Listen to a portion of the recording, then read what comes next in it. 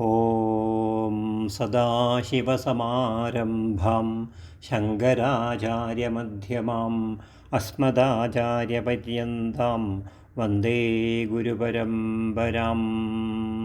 ധ്യാനമൂലം ഗുരോമൂർത്തി, പൂജാമൂലം ഗുരോപദം, മന്ത്രമൂലം ഗുരോർവാക്യം, മോക്ഷമൂലം ഗുരോകൃപാ.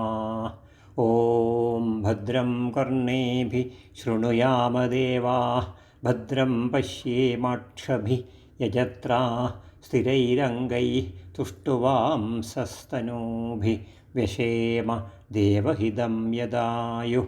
ഭദ്രം no अपि वादयमनः. ഓം ശാന്തി ശാന്തി ശാന്തി. എല്ലാവർക്കും നമസ്കാരം. മുണ്ടക ഉപനിഷത്തിലെ രണ്ടാം മുണ്ടകത്തിലെ ഒന്നാം കാണ്ഡത്തിലെ അഞ്ചാമത്തെ മന്ത്രം. തസ്മാദഗ്നി സമിധോ യസ്യ സൂര്യ സോമാത് പർജന്യൗഷധയ പൃഥിവ്യാം പുമാൻ രേത സിഞ്ചതി യോഷിതായാം ബഹ്വീ പ്രജാ പുരുഷാത് സംപ്രസൂതാ. തസ്മാത് അവനിൽ നിന്ന്, ആ പുരുഷനിൽ നിന്ന്, യസ്യ യാതൊരുവന്, യാതൊരു അഗ്നിക്ക്, സൂര്യൻ സമിധ സമിത്തുകളായിരിക്കുന്നുവോ. അവിടെ ഹോമിക്കപ്പെടേണ്ട വസ്തുക്കൾ എന്തെല്ലാമാണോ അതെല്ലാം സമിത്തുകൾ. ആ സമിത്തുകൾ സൂര്യനാണ് ഈ പുരുഷന്.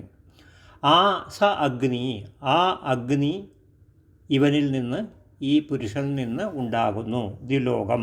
സോമാത് സോമനിൽ നിന്ന്, ആ ദ്യുലോകത്തിൽ നിന്നുണ്ടായ സോമനിൽ നിന്ന് പർജന്യൻ ഉണ്ടാകുന്നു.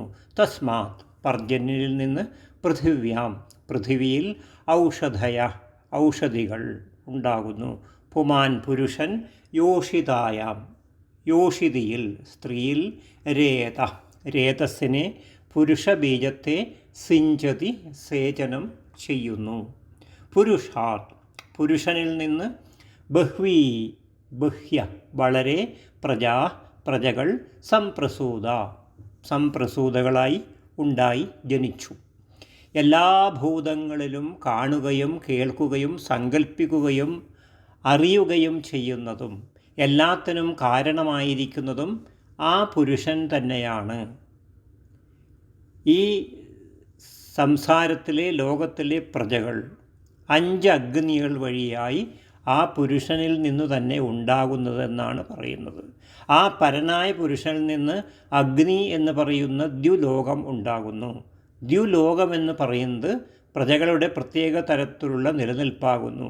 ആ ദ്യുലോക രൂപമായ അഗ്നിക്ക് വിറകുകളുടെ സ്ഥാനം വഹിക്കുന്നത്, സമിത്തുകളുടെ സ്ഥാനം വഹിക്കുന്നത് സൂര്യനാണ്.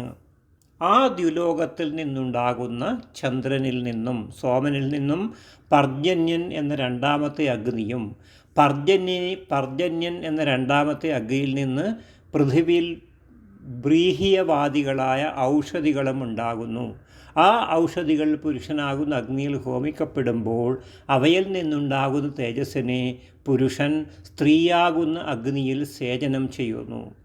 ആ ക്രമത്തിന് ഈ ലോകത്തിൽ ബ്രാഹ്മണർ മുതലായ വളരെയധികം വ്യത്യസ്ത സ്വഭാവങ്ങളുള്ള പ്രജകൾ പരനായ പുരുഷനിൽ നിന്നുണ്ടായി എന്നാണ് ഈ അഞ്ചാമത്തെ മന്ത്രത്തിൽ പറയുന്നത്.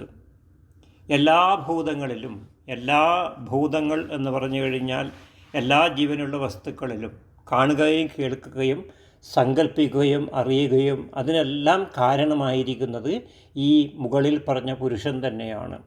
അപ്പോൾ ആ പുരുഷനിൽ 5 അഗ്നികൾ വഴിയായി എന്തെല്ലാം ഉണ്ടാകുന്നു, എങ്ങനെയാണെന്ന് പറയുന്ന 5 അഗ്നികൾ പുരുഷൻ ഉണ്ടാകുന്നത്.